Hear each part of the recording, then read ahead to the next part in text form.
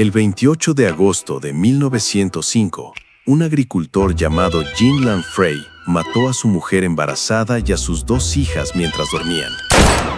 El juicio fue rápido, la condena también, pero lo que ocurrió después fue mucho más extraño, porque el verdadero acusado no fue solo el hombre, fue una bebida, y en menos de 10 años, medio mundo decidió prohibirla. Esto es la historia real del Hada Verde, no la que se contó en los tribunales, la otra. Y cuando la conozcas, vas a mirar diferente cualquier cosa que alguna vez hayan intentado prohibirte.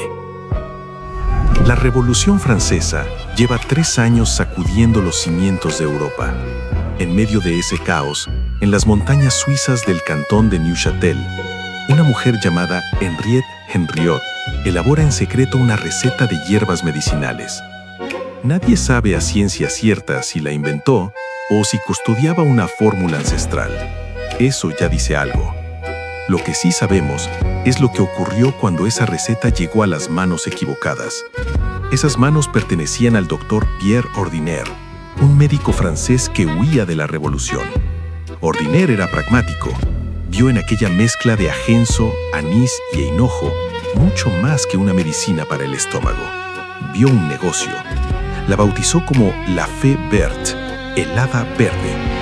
En 1805, un militar retirado con capital y contactos compró la receta. Su nombre era Henri-Louis Pernot. Fundó su destilería en Pontarlier y comenzó a producir a escala industrial. Para 1890, producía 125,000 litros al día, no al año, al día. Pero la verdadera chispa no fue el marketing, fue la guerra. Durante la conquista de Argelia en 1830, el ejército francés distribuyó absenta entre sus tropas. Se creía que ayudaba contra las enfermedades y hacía el agua más segura. El resultado fue que decenas de miles de soldados volvieron a casa con el gusto adquirido. Traían algo más que el sabor. Traían un ritual, una costumbre, una necesidad. Y esos soldados se sentaron en los cafés de París y pidieron lo mismo que bebían bajo el sol de Argelia. La segunda mitad del siglo XIX es la época dorada del absenta. Y para entenderla, hay que entender la hora verde, l'heure verte, ese momento del atardecer, entre las 5 y las 7, cuando los cafés de París se llenaban de humo azulado y el tintineo de cucharillas sobre cristal. El ritual era un espectáculo en sí mismo. El bebedor colocaba una cucharilla perforada sobre el vaso, sobre ella un terrón de azúcar, y luego, muy lentamente, dejaba caer agua helada que se disolvía y caía gota a gota en el licor verde. Al contacto con el agua, la absenta experimentaba el lush, ese momento en que el líquido transparente se volvía opalescente, lechoso, casi fantasmal. Era hipnótico. Y aquí aparece el detalle que casi nunca se cuenta. Un vaso de absenta costaba menos que un pan. Era la bebida más barata de París. No la consumían solo los artistas de Montmartre. La consumían los obreros, las lavanderas, los empleados de ferrocarril. Toda una sociedad entera alrededor de esa cucharilla al caer la tarde. Y en esas mesas se escribió buena parte del arte más importante del siglo. Paul Verlaine, Arthur Rimbaud, Edgar Degas, que inmortalizó una escena de 2 bebedores de absenta en un cuadro que sigue siendo perturbador hoy. Toulouse-Lautrec, que llevaba absenta en un bastón con compartimento secreto, para no separarse nunca de ella. Y luego estaba Oscar Wilde, que dijo algo que no olvidarás. Con el primer vaso, ves las cosas como desearías que fueran. Con el segundo, las ves como no son. Al final, las ves como realmente son. Y eso es lo más horrible del mundo. Pero hay un nombre que suele citarse de pasada, y no debería. Vincent van Gogh vivía en Arles cuando su consumo de absenta alcanzó su punto más intenso. En sus cartas a su hermano Theo, describía los colores con una intensidad que rozaba la fiebre. El 23 de diciembre de 1888, se cortó la oreja. Los psiquiatras modernos debaten si fue la absenta, la epilepsia o la locura. Probablemente las 3 cosas, actuando a la vez. Lo que es indudable es que la hada verde estaba presente en los momentos más oscuros y más luminosos de toda una generación. Pero toda historia que sube tiene que bajar, y la caída de la absenta fue brutal.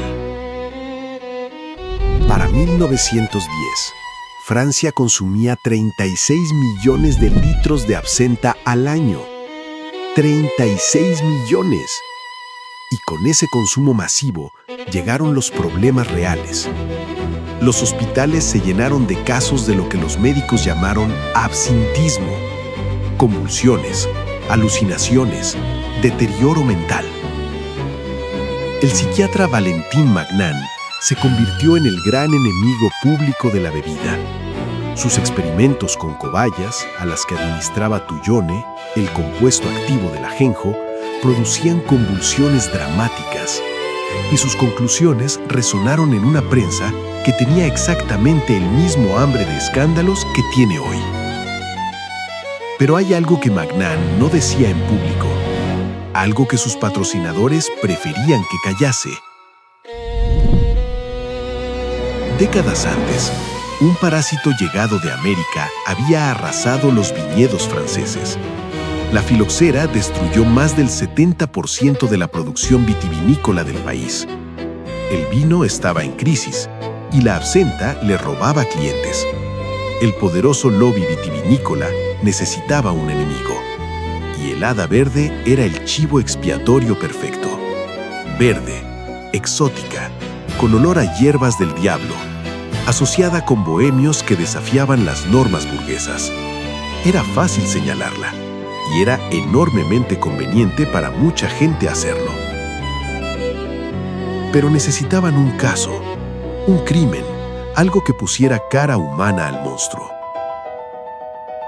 El 28 de agosto de 1905 lo tuvieron. John Lanfrey, el agricultor de Comugny. Los periódicos lo llamaron el crimen de la absenta. En días, una petición exigiendo la prohibición recogió 80,000 firmas. Lo que los titulares no contaron era lo que Lanfrey había bebido ese día. Y cuando lo oyes, algo cambia. Ese día había consumido 2 vasos de absenta, sí, pero también un coñac, 6 vasos de vino, una crema de menta y un brandy de manzana. La absenta era una fracción menor de un consumo total que habría derribado a cualquier persona. El vino, que lo doblaba en cantidad, no apareció en ningún titular. 80,000 firmas sobre una mentira. Y eso fue suficiente. En Cheersy, contamos cómo la historia cambia lo que bebemos hoy. Si te interesa este tipo de historias, puedes quedarte con nosotros.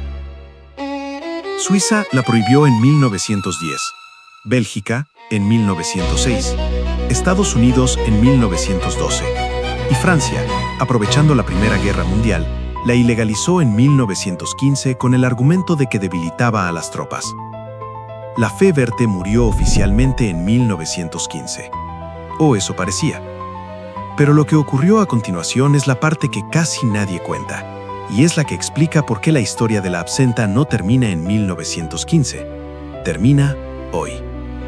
Porque en los valles alpinos donde todo había comenzado, la absenta no desapareció. En los valles de Val de Travers, las familias que habían destilado durante generaciones simplemente dejaron de hablar de ello. Seguían produciendo en silencio una versión casera e incolora que los locales llamaban la Bleu, la azul, porque la falta de color la hacía invisible a los ojos de la policía. Padres que enseñaban a hijos, hijos que enseñaban a nietos.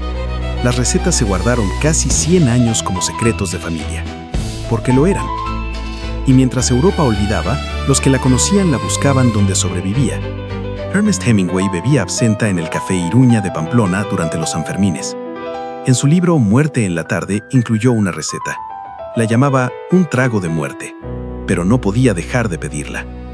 Para los escritores de la generación perdida, la absenta no era nostalgia.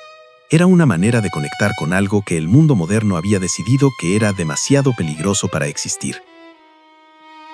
Durante casi un siglo, el hada verde vivió en la clandestinidad, hasta que en los años 90 los científicos hicieron algo que nadie había hecho antes. Analizaron botellas originales del siglo XIX con instrumentos de precisión. Y lo que encontraron derrumbó un siglo de mentiras. El nivel de tuyón en la absenta original era bajísimo, tan bajo que las alucinaciones descritas por los médicos victorianos eran extremadamente improbables con las cantidades que se consumían.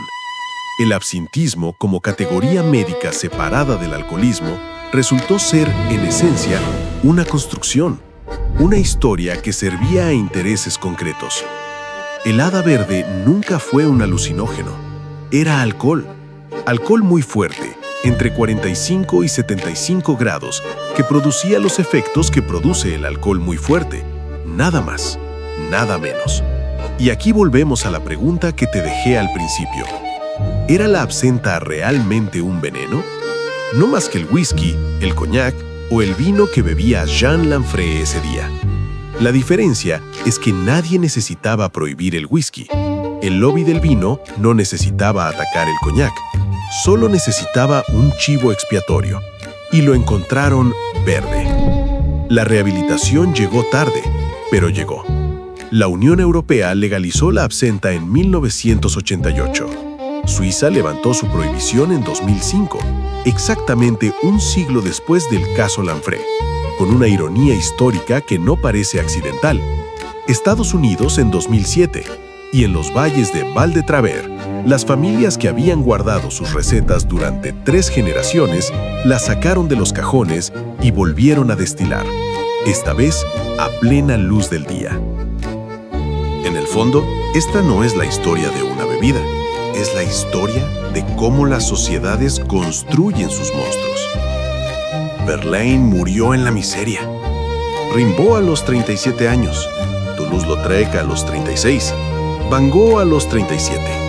Pero no eran víctimas de la zuyona, eran víctimas de su época, de su pobreza, de sus circunstancias. La absenta fue la explicación conveniente, el símbolo sobre el que proyectar el miedo de una sociedad que no sabía muy bien qué hacer con los que la desafiaban. Y esa mecánica no murió con el siglo XIX. Porque cuando ves el agua helada transformar el licor verde en ese momento de luz opalescente y fantasmal, no estás tocando veneno. Estás tocando la Belle Époque entera. Los cafés de Montmartre, los versos de Verlaine, las campañas de prensa, los laboratorios donde la ciencia desmontó un siglo de mentiras. 100 años de silencio no pudieron matar al hada verde. Y la pregunta que me quedo y que te dejo a ti es esta. ¿Cuántas cosas que hoy damos por ciertas son el caso Lanfrey de nuestra época? ¿Cuántos monstruos estamos fabricando ahora mismo con los mismos ingredientes? Miedo, interés económico y una buena historia que contar. Esa respuesta ya no me la sé yo. Si esta historia te ha volado la cabeza, dale a like y compártela. Aquí contamos la historia que huele a ajenjo y a París en el ocaso. Hasta la próxima.